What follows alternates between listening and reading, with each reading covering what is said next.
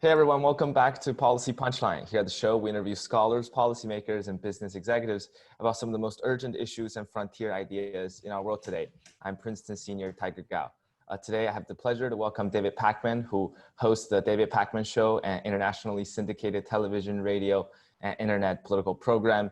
He started the show in 2005 at the age of 21 and began hosting at a local radio station as a hobby. But by 2011, the show has aired on 100 stations and outlets, and he was for some time the youngest nationally syndicated political host. Well, Mr. Pakman, thanks so much for joining me today. It's a great pleasure to be able to talk to you. Thanks for having me. I guess we can, before we dive into some more questions about the media landscape and politics today, would you mind just telling us a little bit more about your journey with your show over the years, and also your unique business model right now, because I know you have a large subscriber base, and that's how you get the message out. Yeah, so the show started just as like a single community radio station in Northampton, Massachusetts when I was a student, an undergrad student, and then I just kind of kept it going as I was in graduate school. And eventually what was a one-station radio show became a syndicated radio show, and then a syndicated radio show and a YouTube channel and a TV show, and it sort of grew over time. And now it is, on multiple platforms. My business model is one of diversifying revenue streams so that we're not too at risk if any one revenue stream were to fail. That's sort of the business side of it. But from a political perspective, the show is just, it's based around my views, which happen to be socially democratic left-wing views by any reasonable assessment. Since you mentioned about your political views, maybe we can jump right in. In the past couple of months, there's just so much, I guess, socio-political turmoil, and also many recent developments, whether it's the COVID-19 crisis or the Black Lives Matter movement. So I guess, how would you categorize the state of this socio-political discourse or consciousness of this nation right now? And by discourse, I kind of mean the general norm that dictates how people interact with each other, or basically the way that politics is being talked about in the media or in private. Because I guess among all the famous podcast hosts, Ezra Klein would probably say that, we're making strides towards progress. Eric Weinstein would probably say we're in the middle of a cultural revolution, and Ben Shapiro would probably say we're in the middle of chaos. So which part of the spectrum would you be on? Where do you think the country is at right now? Interestingly, I am very much not anywhere in line with Ben Shapiro's politics, but I tend to agree with him that it's chaos. But maybe for different reasons than he thinks. So, I mean, my kind of 30,000 foot view right now is that over the last, really since Ronald Reagan and the idea of the welfare queen with 10 kids driving a Cadillac, from that point forward, we've seen a sort of debasing and coarsening of political discourse, anti-intellectualism, pseudo-intellectualism, and it pervades almost every aspect of society. There's a debate as to whether it pervades academia. Maybe academia has some more resistance to it. But if you look at the way that the current president speaks, if you look at what counts as an argument and what counts as valid debate, if you look at the disconnect that exists between discourse and facts, where facts no longer, I hate to say, are no longer necessary, because in a kind of real sense, of course, facts are necessary to have serious policy debates, but facts aren't necessary for many in the United States to come to conclusions that are very difficult to change and that link directly to how people vote. So I think that the state of affairs is very dire right now. I guess to quickly follow up on that part about facts, I personally worry, I guess, not the fact that people do not use facts to arrive at certain conclusions, but rather that they can find any facts they want. I guess Kellyanne Conway famously used the phrase alternative facts, but I guess in today's world, alternative facts do exist, right? You can literally Google any kind of facts or statistics that you can find that supports climate change or does not support climate change, and such and so on. So do you worry that the fact that Google or this kind of increasingly frictionless access to all kinds of information is also kind of at play right now, eroding the social discourse, or changing the way people are Hugely at play. It's hugely at play. But I think that if we, there are folks who focus their analysis merely on social media algorithms, filter bubbles, and echo chambers, kind of creating a never-ending feedback loop where if you already have a certain view, you are likely to continue encountering news articles and opinion that reinforces that view, and it creates this insular bubble, as the name suggests. Of course, that's part of the problem, but those algorithms only have the power that they do, and those filter bubbles are only as insular as they are, because we have a very significant lack of fundamental critical thinking and media literacy skills, which could and should be taught starting probably to 12-year-olds. And if you bring that framework into the political space and young adulthood, you're far less likely ever to fall into these rabbit holes that are dictated by social media algorithms. So yes, I consider the online, the frictionless access to whatever perspective you want, that's a consequence of the deeper problem. I guess maybe we could go slightly deeper in that, not just in terms of education, because you've famously said on your show and also in your other interviews that there's a difference between, I guess, getting passionate about universal healthcare versus shutting down abortion clinics across the country. So you refuse to draw kind of a false equivalence there between, for example, the extreme far left and the extreme far right. And but to what extent do you believe that you are correct? To what extent do you believe in the set of facts that you have access to? To what extent how have you arrived at your set of beliefs and believe that you are more correct than the other side?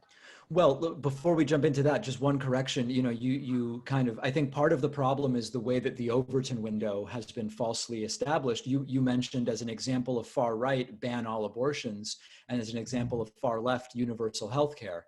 Europe would not think that universal health care is far left. So I think it's really important that we, in this conversation, not fall into a sort of a false framing of the political spectrum. But listen, I'm not special in any way in that I am subject to the same cognitive biases and heuristics that anybody who understands, behavioral economics and psychology would be subject to. Confirmation bias, filter bubbles, all of, there's no question about it.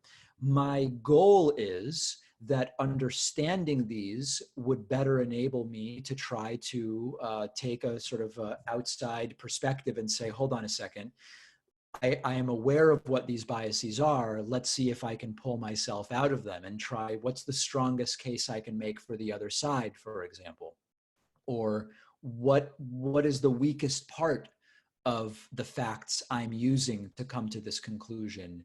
And again, I think that if you are exposed to the basics of epistemology and critical thinking and media literacy at an early age, hopefully you integrate this, and it's sort of like a personal scientific method, right? Where different from the way many religious environments work, the scientific method encourages proving wrong the pre-existing beliefs. And I try to be open to that as a starting point. I just think it's really hard to get to that place where people are educated in terms of media literacy or critical thinking. For example, I go to Princeton. I have a lot of friends who would be considered, Ivy League educated, very well educated, very privileged students. And I think a lot of times the way we get most of our facts are from like Instagram stories, Instagram posts that obviously often have progressive messages, that are helpful messages, that are trying to shed light on some kind of issue that is helpful to the society. However, after all, they are, quote unquote, simple statistics that are, that do not really get to the bottoms, the layers and layers of the issues. And I worry that because this is even at the nation's top university. And I just don't see a way out in terms of how social media or can people can pull themselves out of this kind of loop.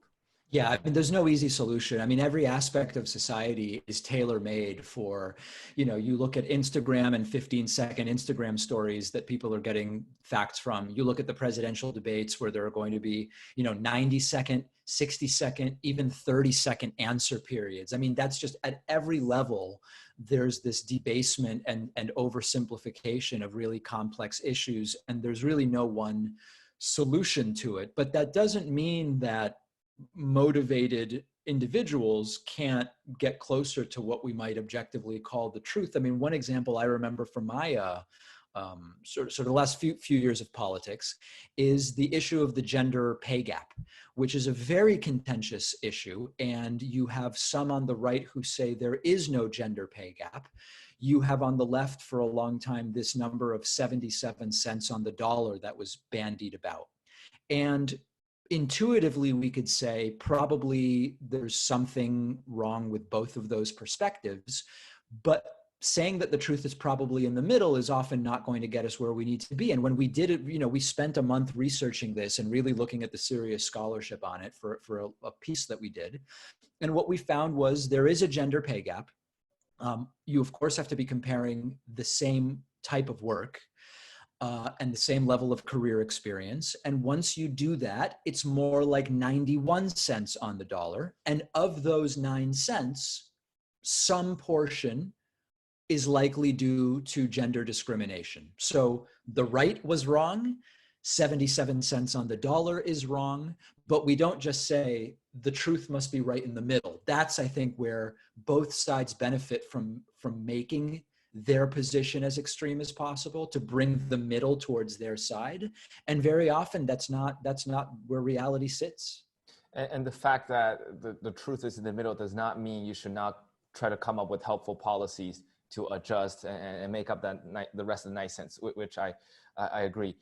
So I guess the follow-up question to this kind of, you said people's attention spans are getting shorter. We're reduced to, quick debates rather than, back in Lincoln's time, people would go on hours and hours debates on very sensitive subjects. So we're seeing this rise of long-form podcasting. You are part of it. Joe Rogan famously does those 3-4 hour long podcasts that millions of people listen to, which is mind-boggling how people can actually go through this kind of long-form conversation. So how do you categorize the media landscape right now? Because it's being increasingly fractured, and we're seeing this rise of independent media like yourselves. What are your thoughts on this disruption? Do you think it's a positive influence that the more people are having this kind of long-form dialogues, finally making up a gap in the traditional legacy media? Yeah, I think that the availability so from a technological standpoint, the internet has lowered barriers to entry where anybody with a microphone can start anybody with a phone can start a podcast or a channel. And, that's great. That's, of course, on balance, that's good. With that, of course, comes the caveat of needing to be prepared to distinguish from what is real and what is not real. We're seeing this with written articles, and you look at fake news that was shared during the 2016 election. It happened to be disproportionately shared by older folks and disproportionately shared by right-wing folks. That's how it was in 2016. Could be different in other times. I think that narrow casting, which is creating a program that might have a much smaller potential audience, but a very engaged one, programs about aviation or programs about chess or billiards or whatever. Your total potential audience is smaller, but the costs are lower. The financial sustainability threshold is lower. All of that is fantastic.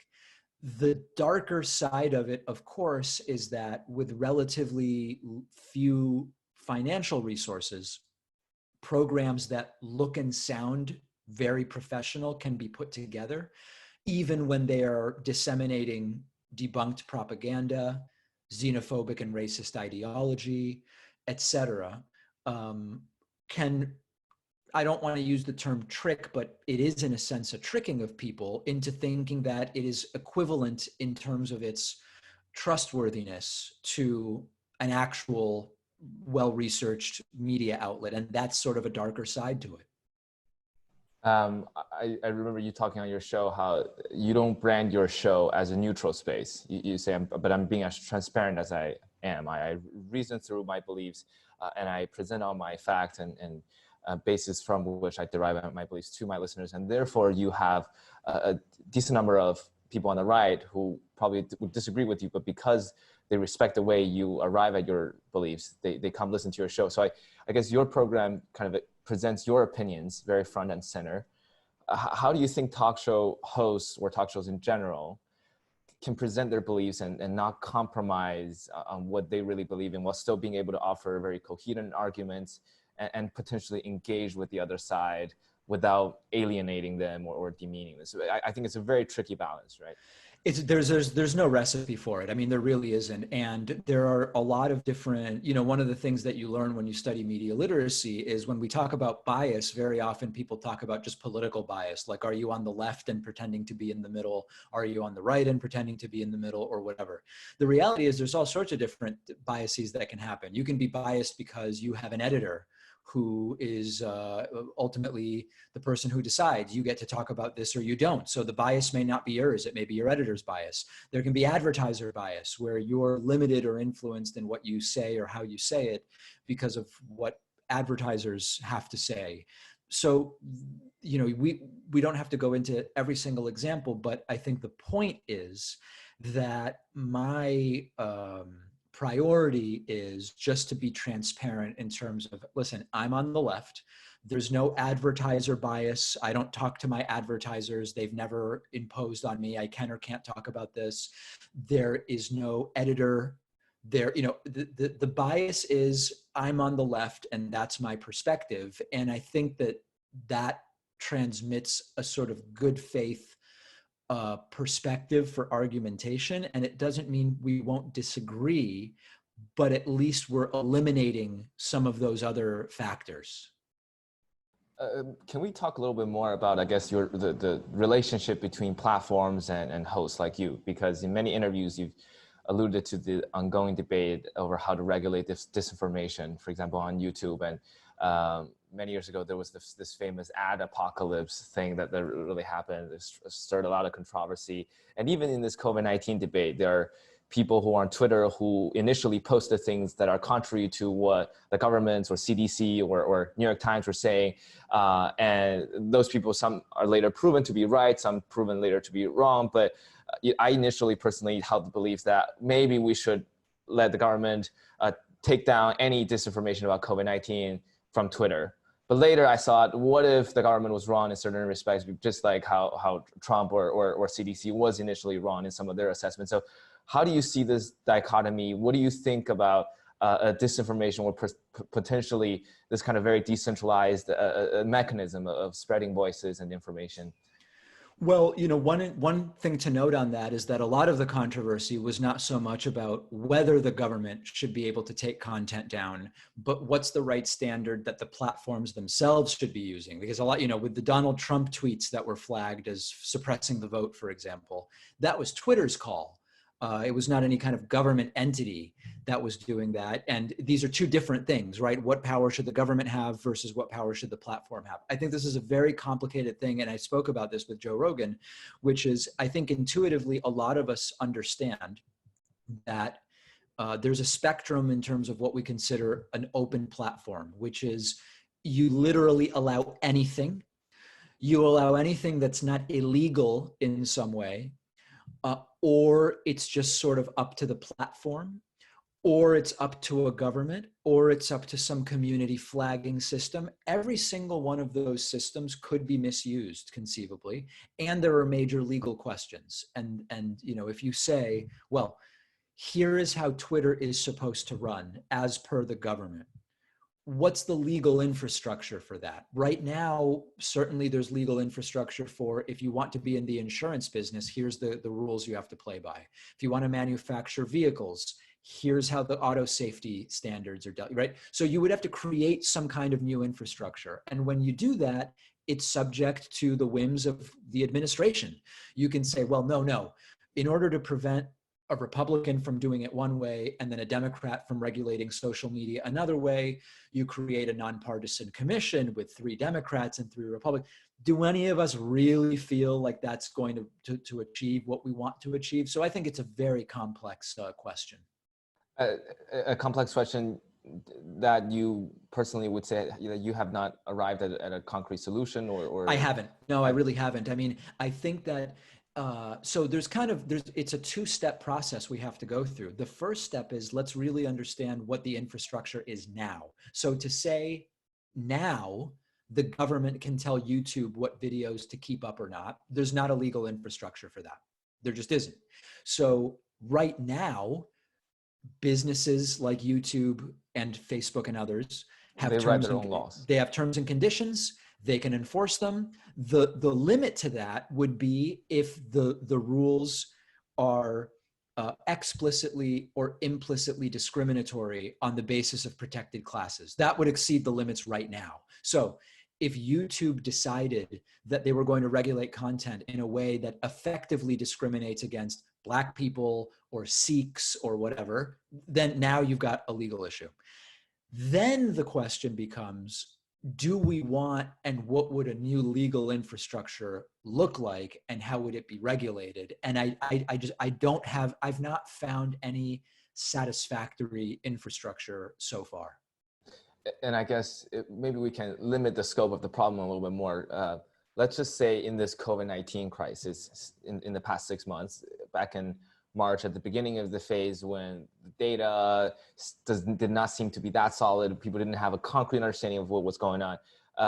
And now there are people maybe in Seattle or wherever, different cities, different pockets of people, organizations that start saying, wear masks helps, wear masks don't help. You should wear this kind of mask. You should not do this and that. All kinds of information, or about drugs or whatever.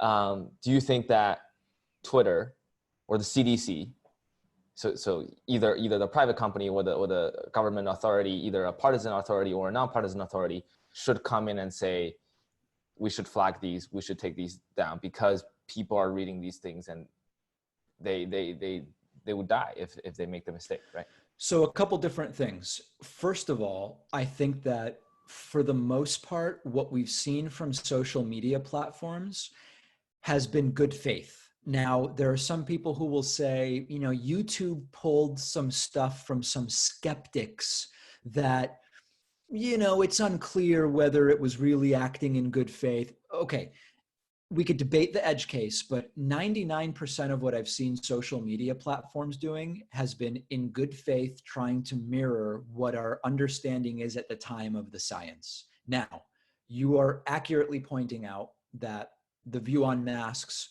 really for political reasons changed, where, they didn't want to create a run on masks, but then it was like the masks do work, but then now it's unclear. Okay. If the best understanding of reality changes, I think it's good that social media platforms would change how they are regulating the content. That's good faith. That's the scientific method. It's an error correction mechanism. So I don't really have a problem with that if we believe that they're acting in relatively good faith. The problem is that, when the president is spreading disinformation, when the science says one thing, even the president's own scientists say one thing, and then the president says the opposite. What is it that social media platforms are supposed to do? I think that they always opt in favor of science. That's my view. But you start to get these complicated situations where people start to allege political bias. They start to allege, an agenda that is, make things look worse so that Trump loses. That's one that has been, now put forward. Then you get into stuff like, kinds of incentives. Yeah, exactly. And so that gets more complicated. But again, 99% I've seen that the social media platforms have tried to stick to what is the best science we have at the time. Would you say Twitter has been accused of suppressing right-wing voices for a long time. Every time any of those big tech executives go on Capitol Hill, they get grilled by Republican senators and Congress people about these things. So from your perspective, or based on the people you talk to, Do you think there is do you think the big tech in Silicon Valley are somewhat in any way biased or even actively, consciously, unconsciously suppressing some of the right-wing voices? Well, unconsciously is more difficult to say. I think there's a couple different issues here. First of all, um, a lot of people like to point to the employee culture at some of these tech companies to say that these are fundamentally left-wing companies.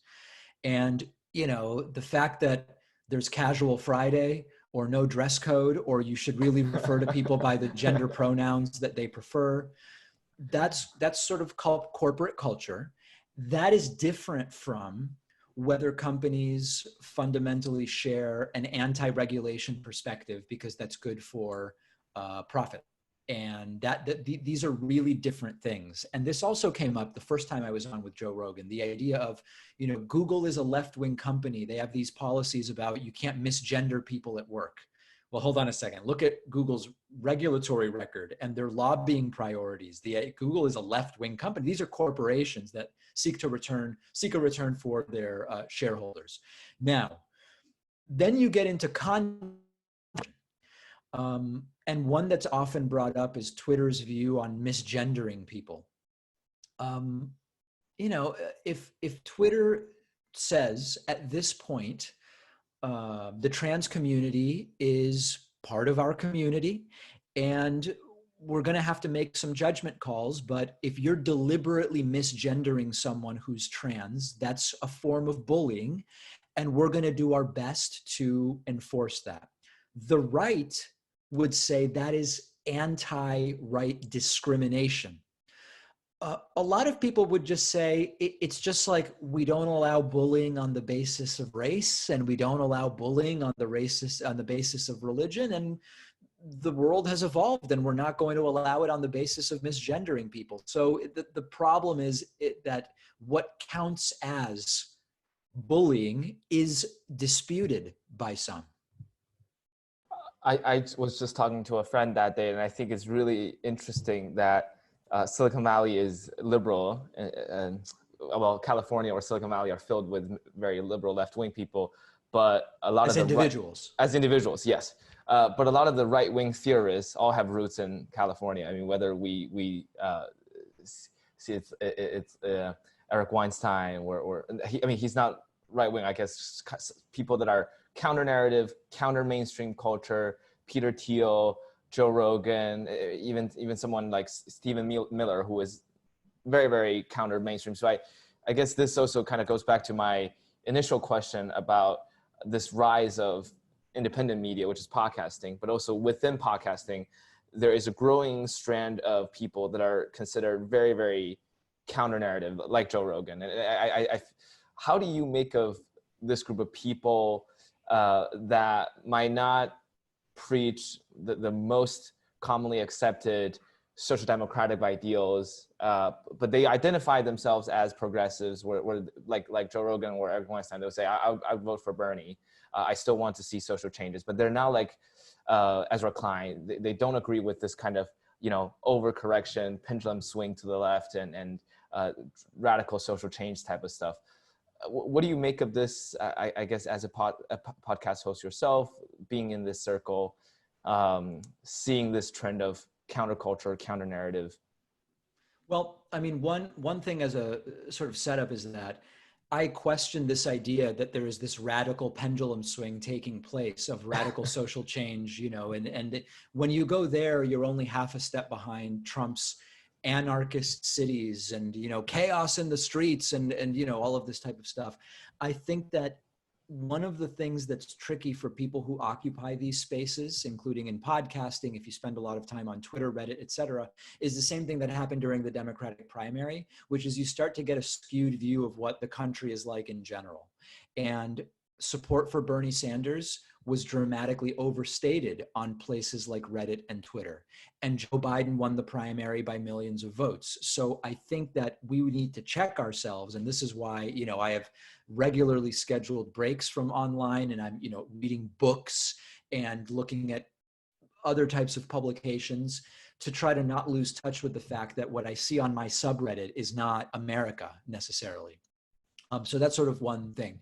In terms of, counter culture or counter narrative, I think that that's all great, and that's part of what the internet has done in terms of lowering the barrier to entry. I would feel better about it if people were more educated and better able to discern what makes sense and what doesn't make sense. So when you start to see, conspiracy movies about Corona, documentary movies, I don't even really call it a documentary, conspiracy films, videos about coronavirus spread like wildfire. If you have a more educated population that says, I would be embarrassed to share this on Facebook, you cut a lot of that out. And that's what's on the other side of the risk. I have no doubt that this is a net benefit in total, but we would be much better off if we had a population that was less susceptible to some of this stuff. Counter narrative is great. Conspiracy stuff, not so good, Just going back to the very first part of your response when we said you kind of disagree with this, pendulum overswing narrative. There's been so much, I guess, talk about this thing in the past couple of months. I guess in the middle of the summer, the Harper letter, people were talking about how academia was censoring right-wing voices.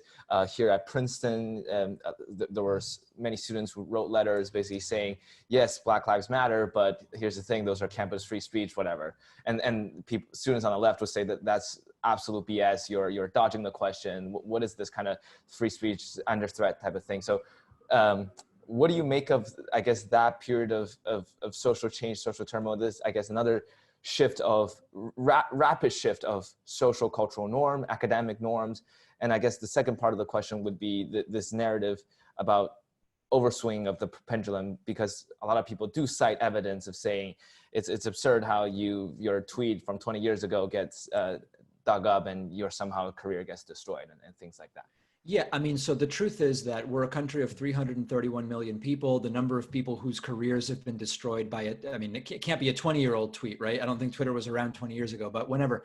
The number of people that's happening to is very small. There are cases where it probably makes sense, where an organization, where sometimes comments are so vile that any association is toxic. Other times, these are youthful indiscretions, mistakes, views that someone has recanted and said, I don't stand by it. So my view on those situations has been, if the argument is that, remember, 331 million people in the United States, if the argument is that even thousands of people are having that happen to them, I've not seen the evidence for that. If the argument is we should be thoughtful and careful whenever something like this happens and really ask ourselves, what was the context of what was said? Is this relevant to this person and their role that they are in today? I think that we can't take a one-size-fits-all approach to that. But to get to the first part of the question, what I reject is not the concept that when the pendulum swings far one way, it eventually swings back the other way. In some general sense, I agree with that. What I reject is the idea that things are uniquely out of control, that the culture is changing so much faster now than it has before. I mean, these are very similar arguments to what we heard in the pre and during Vietnam War era of hippie culture and counterculture and drugs and free love and all of this stuff. And it's one of these tropes that keeps coming up. And again, I think people who spend a lot of their time on Reddit and Twitter will overstate the degree to which these things are happening. Or in other words, when someone goes on Fox News and brings up certain evidence, certain incidents, those are often very isolated cases that are being exaggerated, and sometimes people are posing this kind of straw man argument that it does not hold when putting at a large scale. I tend to agree with that. But I guess since you're someone on the left, and I guess me personally, I'm also someone probably tending towards the left, I guess, what would you feel like to be an urgent problem of the left right now? Because obviously when people that are on the right, when they watch Fox News, or when people that are in the middle who often agree with the left, but somewhat counterculture, maybe are not entirely agreeing with the left, when they talk, it often seems it's like, oh my God, there's Barry Weiss resigned from the New York Times. There's this kind of narrative-driven journalism. Oh my God, there's a censorship of academics on campus. It all comes back to this kind of discourse. That's why, I guess, going back to my first question to you at the beginning of the interview, which is the state of the social discourse and socio-political discourse in our country today. Do you think there's a problem on the left when it comes to this kind of discourse?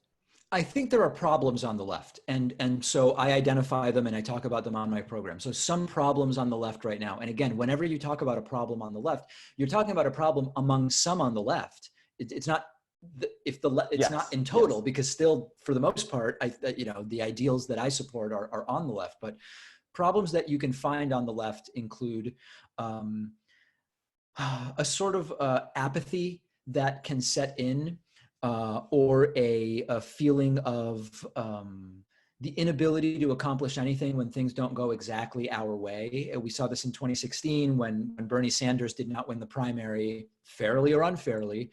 You had people who were saying, if Hillary and Trump are two sides of the same coin, and it sort of doesn't even really matter if I vote. What, the Supreme Court? I don't think Hillary would choose people that are significantly different than the people Trump would choose. That has been widely disconfirmed by what we're seeing right now. And that is an aspect of some on the left that I think is very problematic. I think that the American left sometimes has a blind spot when it comes to some economic ideas where, I'm a social democrat in the Northern European tradition for sure, but having an understanding of, neoclassical economics, Keynesian economics, it's not crazy. It doesn't actually work in reality as described, but I think it's important to understand it, to then add behavioral economics to it and add these other things. I think that some of the social movements that we've seen, like the Women's March, will allow in elements that I think are completely destructive. There were anti-Semitic elements in Women's March leadership, which completely, to me, went counter to the stated goals of the organization. And the left is not, some on the left are not quick enough to call that out and to say, we don't need that and it's counterproductive.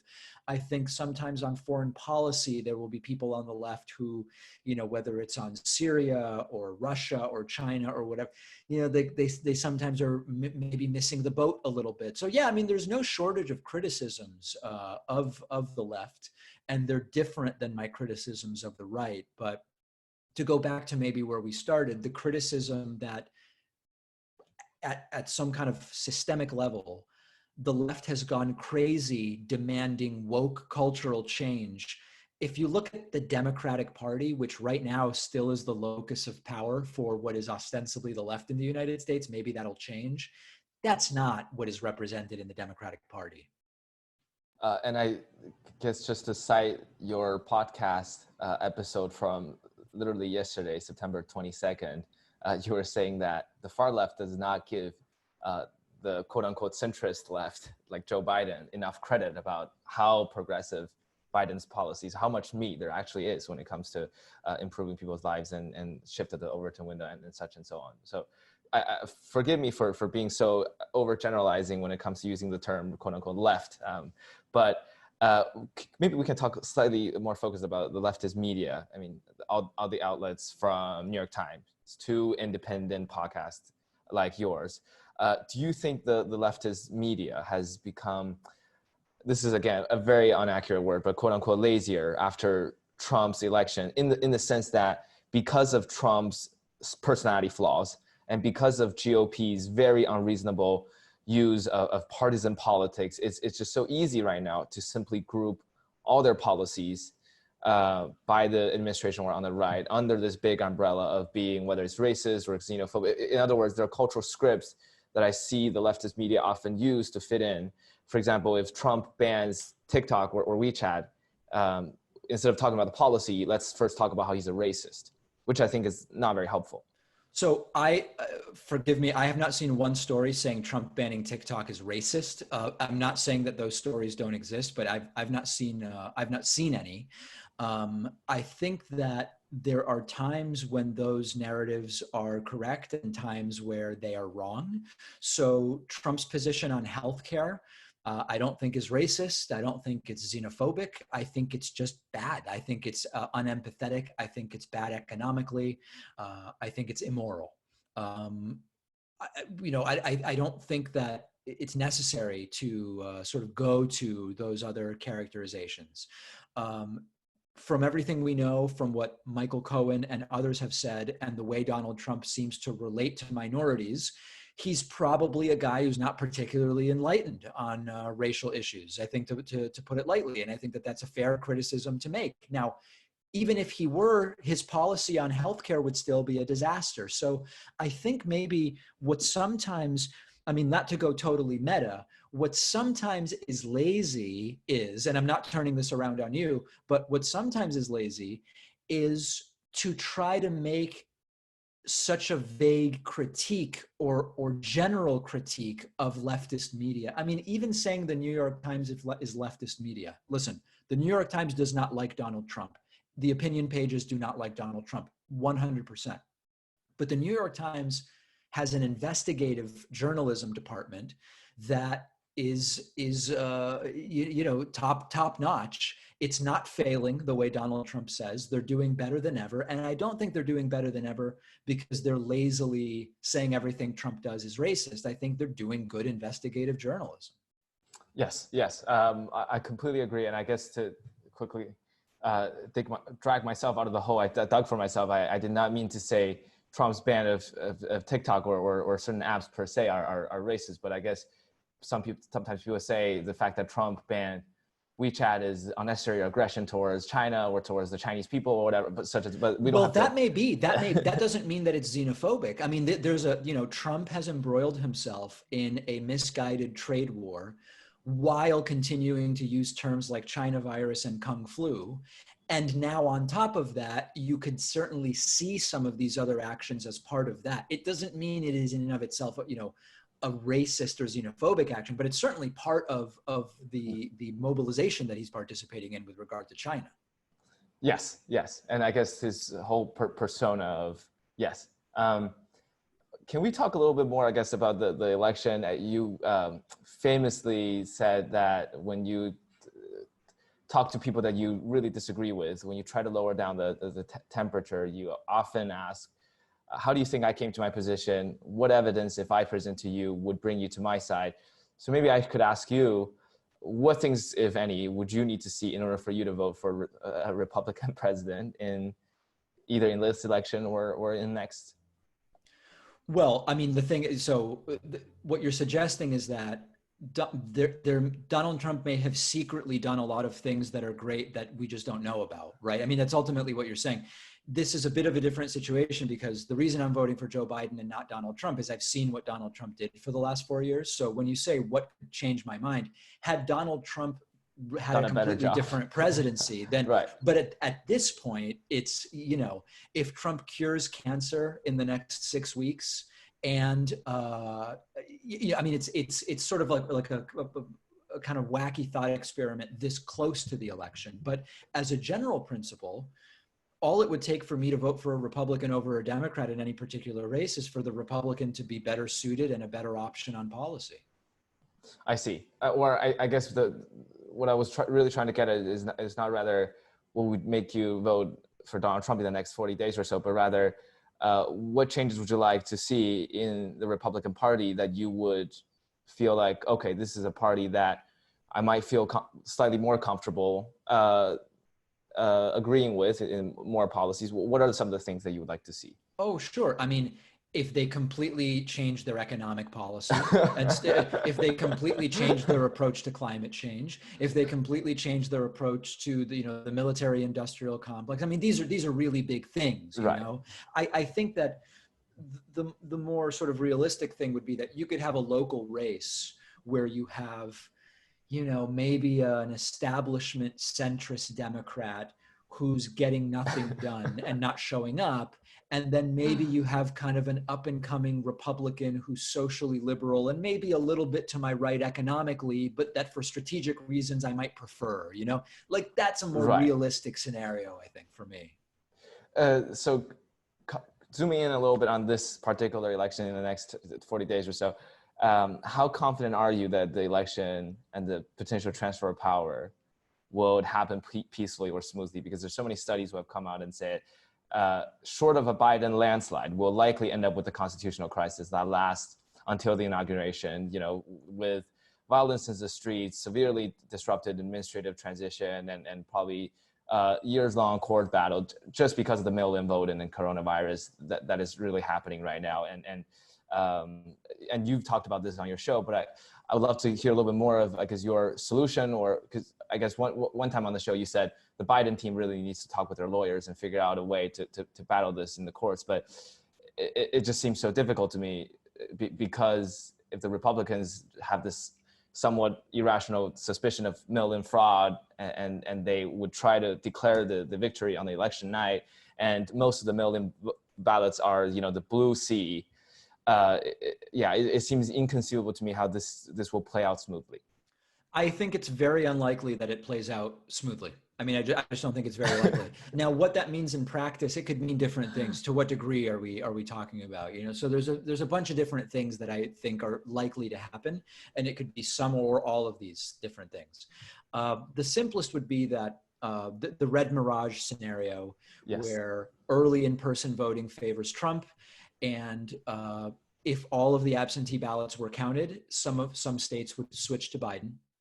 But at midnight on election day, Trump's army of lawyers, which we know he already has retained, will do everything they can to stop the counting of absentee ballots. That's one scenario. Another scenario that is in the Atlantic this week is that typically each state has electors on standby for each candidate. So if Trump wins Michigan, certain electors go to DC. I don't know if they'll go this year, but they go to DC to vote for Trump. If Biden wins Michigan, Democratic electors go. There's a new technical argument that has been suggested to the Trump campaign, which is, regardless of who wins Michigan, Donald Trump could still say, send the Republican electors. This is going to be a legal battle. It could be a complete and total mess. And, people can read more about that in the Atlantic this week. I don't know what to expect. I think it's going to be unlike any transition period we've ever seen. Now, the other scenario would be if Trump wins by a landslide, right? And in that case, if it's believable that Trump won by a landslide despite the polling, that may be less, it might be more smooth. But I do think that there's going to be some degree of friction, to put it lightly. So most of the polling results we're seeing right now suggest that Biden are probably leading by double digits, and he'll likely win the general election. So let's just say that Trump will do everything in his power to not concede the election. And therefore, what happens partly would depend on whether his party backs him up if he attempts to challenge results and such and so on. So if there is a Biden victory and the Trump refuses to acknowledge it, do you see the Republican Party finally standing up to him or accepting defeat? And I guess I asked this question in a dramatic change of context because Justice Ginsburg just passed away very unfortunately, and we saw that Mitt Romney yesterday, Tuesday, September 22nd, decided that he will vote for Trump's nominee, which showed this tremendous and quick rallying behind the president's back, even for someone like Mitt Romney, because it aligns with his interest that he sees conservative principles and policies to be implemented, despite his own personal distaste of Trump's personal character. So I guess in that sense, would the party still stand behind Trump for the party interest, even though they know, okay, this is not the right thing to do? I think they will. And just one clarification, all Mitt Romney has said so far is that he would be willing to have the vote. He didn't say, yes, I will vote. We don't even know who the nominee is yet. I think that's important clarification. One thing to remember is that there are some polls with Joe Biden having a double-digit lead. The average lead is 7 for Joe Biden right now. And that's still substantial, but 12 becoming 2 by election day is not super likely. 7 becoming 2 is more plausible. And so I think that the important thing is, there's always these discussions of, does my vote really matter? My state will definitely go blue, so I don't need to vote, or my state will definitely go red, so I don't need to vote. That's like the exact wrong idea. It's never been more wrong than this election. And I think that we still have to count every vote, and everybody needs to figure out what is their path forward. Now, whatever the results are, if Donald Trump claims victory, I think that if it is even remotely credible that there was an irregularity, even if it wouldn't really have flipped the results, I believe that Republicans will overwhelmingly fall in line and say, yeah, this something, Trump's right. I think by and large, you're going to see them fall in line. I guess the greater question here would be, so many have said that the Republican Party has effectively become the Trump Party. To what extent do you think this is because of Trump's alignment with core conservative interests, such as the tax cuts, such as court appointments, and people like Ben Shapiro, who used to did not like Trump and now say, I would vote for Trump because he has enacted conservative policies? To what extent do you think it's because of that versus the inability of, quote unquote, true conservatives to stand up against Trump? I don't know that most conservatives really think Trump has actually done much on policy. I think that they've basically put their eggs in two baskets. One is we definitely don't want Democrats controlling anything, right? So we don't want Democrats in the White House. We don't want Democrats choosing Supreme Court justices. We don't want Democrats controlling the Senate. That is so powerful for many Republicans that they give Trump a pass on policy. And then number two, judges. It's not just that Trump is likely to get a third Supreme Court justice, hundreds of lower court judges. And it is something that is going to shape the justice system in the United States for decades. And I think that because of that, they just, they'll either defend or just not mention the insanity of the things that Donald Trump does. I think it's that simple. We talked about the statistics of Biden's 7-point lead over Trump. We talked about the scenarios of mail-in voting and such and so on. I know you are not a probability theorist or statistician, but how would you predict the actual chance of Biden clinching this presidency in this cycle? I mean, given all the instability and turmoil that will actually happen. So given that I'm not a statistician, but rather a political realist, I believe we have to consider it essentially 50-50. Wow. I mean, listen, what does it mean to say it's 70-30 for Biden? 30 is very high. If you run 100 simulations that one person wins 30 of them, that's a lot. That's really a lot. So I think that in practical terms, either candidate could come away the victor is the only way to approach this. Yes. I guess we're coming to a close soon because I know you have to go. Are you optimistic or pessimistic about the future of this nation? I mean, I'm not particularly optimistic right now, like in this moment. And certainly what happens on November 4th could, it'll be a slight adjustment of the trajectory that we're expecting. But I still maintain the general idea that that if you look 20 years from now, things will be better in 20 years than they are today. That's my very general sense. How we get there exactly, and it may be, meandering in some way, it may be a meandering path, but that's where I am. And I think that there's just kind of a wishful thinking to some degree, but also when if you look at most metrics every 20 years, most things have improved over the last 20 years in some general sense. There are still problems to fix. We do have a significantly powerful, ideological right-wing movement in the United States, but there are many institutions that, have pushed the ball forward in many areas of life that affect our day-to-day.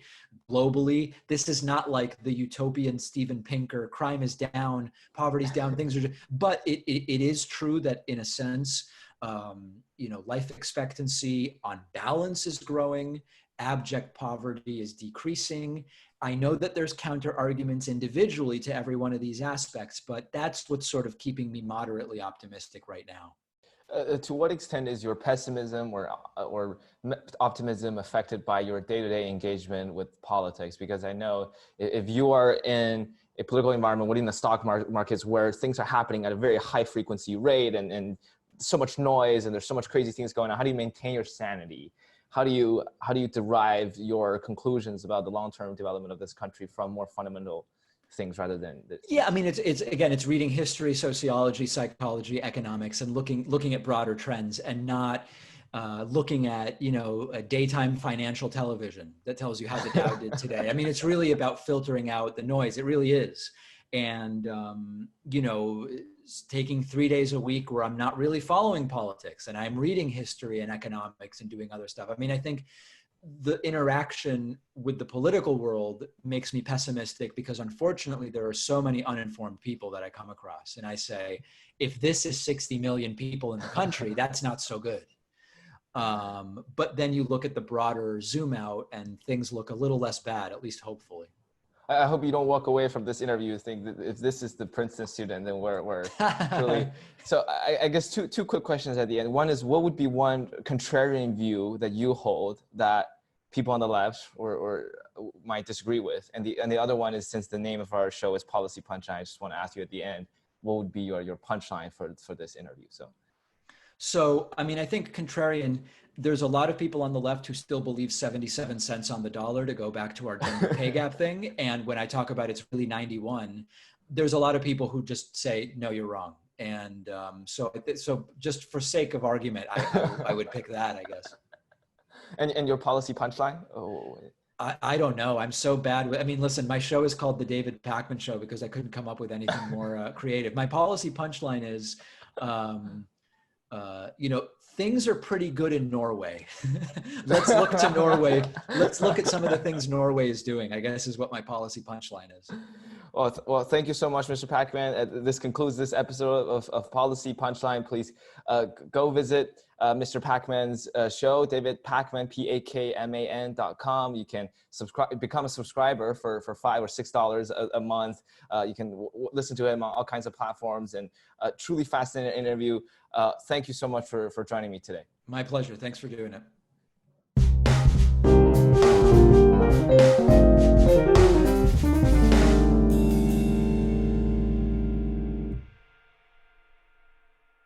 You've been listening to Policy Punchline, a podcast generously supported by the Julius Rabinowitz Center for Public Policy and Finance at Princeton University. We would also like to encourage you to follow other podcasts produced by Princeton University, such as Politics and Polls by the Woodrow Wilson School of Public and International Affairs. Policy Punchline is intended to be informational only and does not reflect nor represent the views of Princeton University or the Julius Rabinowitz Center for Public Policy and Finance. For more information on subscription, donation, volunteering, or contact, please visit policypunchline.com. Thank you again for listening.